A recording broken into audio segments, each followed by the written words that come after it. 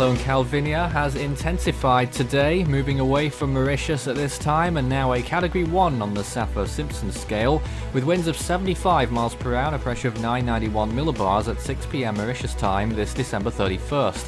Our updates on this storm in partnership with Meteo et Cyclone Maurice.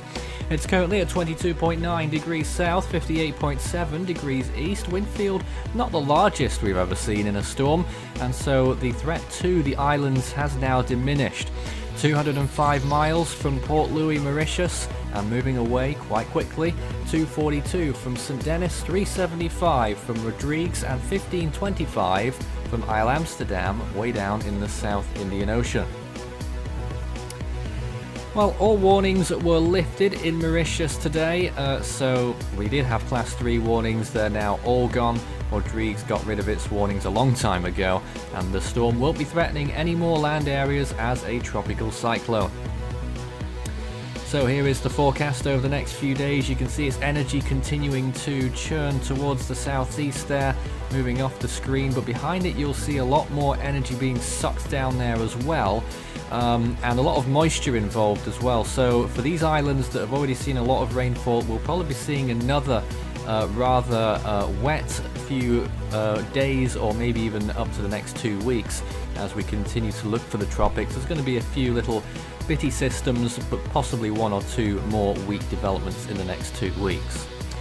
Well, here are the current sea surface temperatures, around 77 down there, which is 25 degrees Celsius, warmer near the islands themselves. That's why the storm managed to intensify in the first place. Temperatures up there near 28 degrees near Mauritius.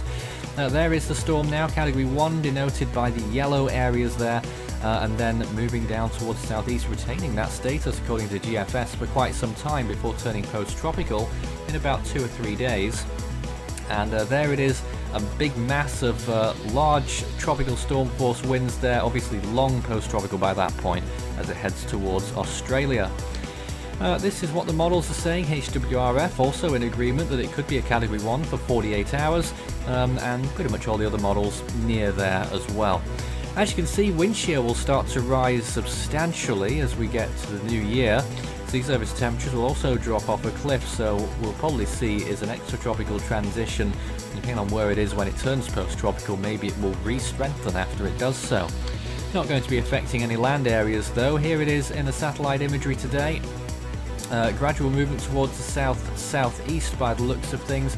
An eye trying to develop in those later frames. It's most apparent on visible, which you'll see shortly, but what you can see there in the last 12 hours, most of that banding moving far away from the islands now, and behind it there is a dry slot, so briefly for the next day or two we're going to see very dry conditions over the islands as the storm continues to leave the area. You can see all that dry air on the left hand side, which is moving in the storm's place. That's all for now, and probably all for the year.